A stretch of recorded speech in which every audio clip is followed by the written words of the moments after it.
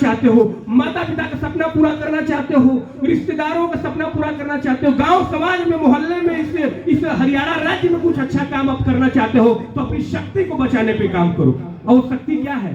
खान पान का संयम। यदि आपने अपनी खान पान के संयम को बचाया, आपकी ऑटोमेटिक बुद्धि जागृत होगी और भोलेनाथ की साक्षात कृपा होगी। भोलेनाथ की कृपा उसी के ऊपर होती है जो खान पान पे ध्यान देता है, जो अच्छी बातें करता है, जो अच्छे जगह जाता है, जो लोगों का कल्याण करने के लिए हमेशा उत्सुक रहता है, जागृत रहता है, अच्छे काम के लिए खुश रहता है कि मुझे उसका भला करना है, मुझे उसकी बात को अच्छे ढंग से सुनना है और समाज में फैलाना है। जो अच्छे काम के लिए ललायित है, भगवान उसका भला करते हैं। तो मैंने एक चौपाई अभी बोला ना, क्या?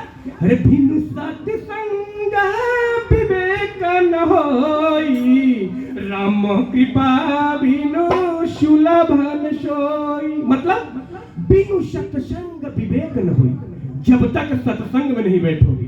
सत्संग मतलब अच्छी चर्चा, अच्छा डिस्कशन, अच्छा वार्तालाप, अच्छी बातें, उसी को सत्संग बोलते हैं। सत्संग का मतलब क्या होता है? जैसे आप लोग बैठे हो, मैं बोल रहा हूँ मतलब ऐसा नहीं कि मैं ही बोल रहा हूँ, मैं आप लोगों को भी सुन रहा हूँ, क्योंकि आपकी नेत्रों को मैं देख रहा हूँ, आपकी भावनाओं को मैं देख रहा हूँ, आपके अनुशासन को देख रहा हूँ, आपको खुशी को देख रहा हूँ, आप प्रफुल्लित हो, आप आनंदित हो, तो मैं भी आपसे सीख रहा हूँ। मतलब सत्संग में इतनी बड़ी शक्ति है कि आप कितना भी गलत काम करके सत्संग में बैठ जाओ, आप खुश हो जाओगे। आपको लगेगा हाँ, मैं सही जगह पे बैठा हूँ, मुझे ऐसा ही जगह चाहिए और मुझे ऐसा ही जीवन चाहिए, मुझे ऐसा ही सत्संग चाहिए, मुझे ऐसा ही माहौल चाहिए। ऐसा आप लोगों को लग रहा है कि ऐसा माहौल बनना चाहिए यहाँ पे? ऐसा लग रहा है? ये माहौल बनेगा आपके हरियाणा में, और इस हरियाणा में बड़े भव्य भव्य कार्यक्रम होंगे और निःशुल्क कार्यक्रम होंगे, जिससे सबका कल्याण होना चाहिए। मेरे यात्रा का उद्देश्य है कि सबका कल्याण होना चाहिए, सबके पास अच्छी विचार को जाना चाहिए, अच्छे विचार का कीमत नहीं लगना चाहिए।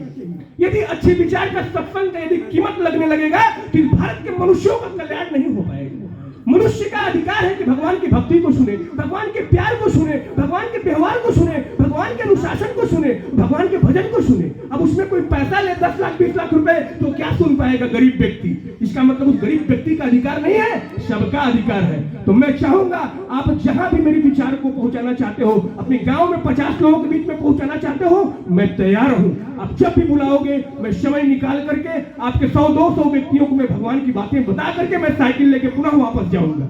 इसीलिए मैं साइकिल से यात्रा कर रहा हूं कि जितने भी मेरे छोटे भाई हैं, बड़े भाई हैं, इतने भी वो मतलब गरीब है, समाज के नजर में वो गरीब है, लेकिन भगवान की नजर में कोई भी गरीब नहीं है। सबके अंदर प्रभु का अंश है। कैसा गरीबी जी? जिसको भगवान ने नेत्र दे दिया, कान दे दिया और पैर दे दिया, वो गरीब है क्या? अरे गरीब उसको बोलते हैं जो जीव जंतु रो रहे हैं, तड़प रहे हैं, गाड़ी से दब रहे हैं, वो गरीब है। जानवर की योनि गरीब है, पक्षी की योनि गरीब है, मनुष्य की योनि पाने के बाद गरीबी नहीं है। उसके पास हाथ है, पैर है, वो जब चाहे तब आनंद की जिंदगी जी सकता है। तो आप लोग भाग्यशाली हो। आप कई करोड़ की संपत्ति लेकर के बैठे हो, इस उंगली की क्या कीमत है बताओ? आप कभी मत निराश होना कि मेरे पास पैसे नहीं है। पैसे से अमीरी नहीं होती है। आप अपने आत्मा से खुश हो, मन से खुश हो, लोगों की ईमानदारी के साथ अच्छा कर्म कर रहे हो, लोगों की भला कर रहे हो, लोगों को अच्छा रास्ता दिखा रहे हो, आप सबसे बड़े अमीर हो। वह व्यक्ति जो कई प्रकार की प्रॉपर्टी रखा है, कई प्रकार का संपत्ति रखा है, लेकिन मानसिक रूप से दूसरों की बुराई करना चाहता है, दूसरों की हत्या करना चाहता है, दूसरों के साथ गलत काम करना चाहता है, सबसे बड़ा गरीब वो है जो गलत सोचता है। सबसे बड़ा अमीर वो है जो अच्छा सोचता है जी। तो आप लोग अमीर हो। कैसे अमीर हो? भगवान के अमीर होते। एक बार भगवान के लिए जोरदार ताली मार दो। क्या बात है। तो मैंने बताया बिनु सत्संग विवेक न होई, राम कृपा बिनु सुलभ न सोई।